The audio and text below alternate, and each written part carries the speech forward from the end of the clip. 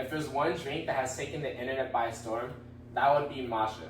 What exactly is that? Matcha is a Japanese green tea, and over the past few years, it has taken the internet by storm.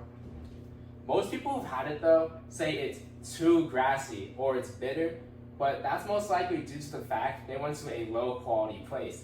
These are places like Starbucks, Phil's, Pete's, and things of that nature. Those are fast food cafes where you get your usual coffee for the morning, and those places have low quality matcha.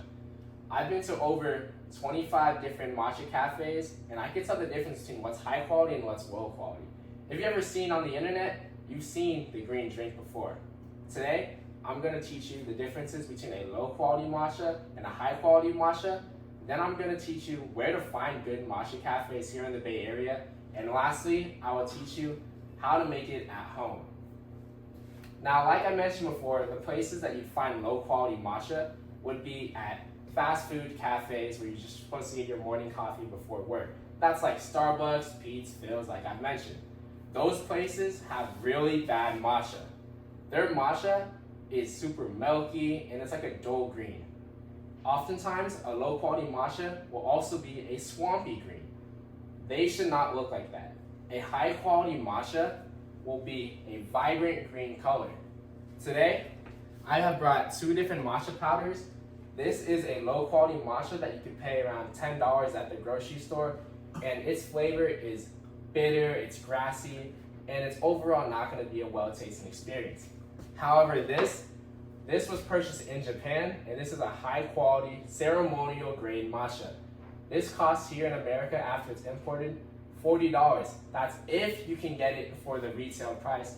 Oftentimes, resale could be more than that. These are the two differences between a high and low-quality matcha. And now that you know the differences, where to not get matcha, where can you actually get some here in the Bay Area? The main three places I've separated it is San Francisco, Berkeley, and San Jose. Those are the three places I've noticed you can find high quality matcha.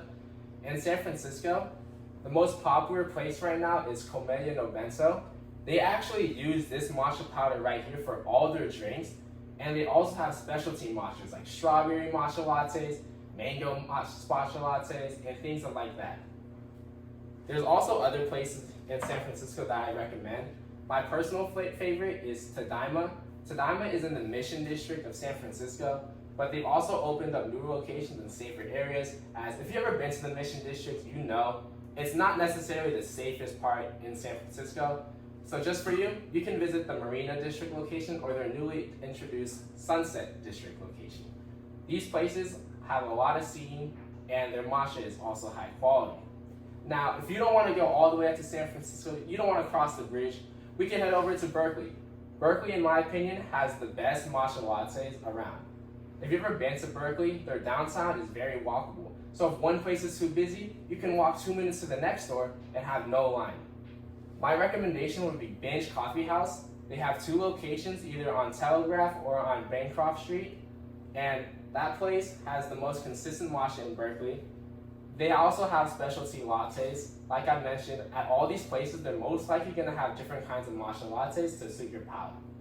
With Benj, they have even more unique flavors such as lychee, guava, ube. These are all exquisite flavors that will pair well together with the matcha.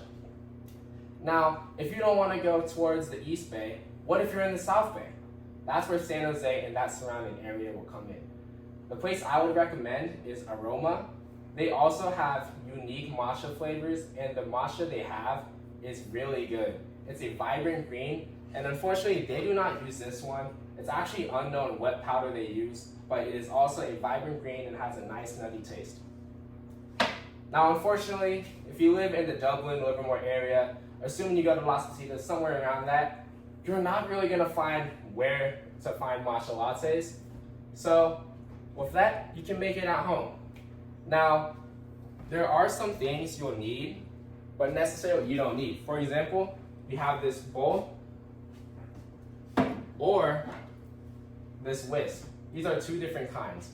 Now, when you're making it at home, do you necessarily need this equipment? No, but will it make a difference? Yes, it will.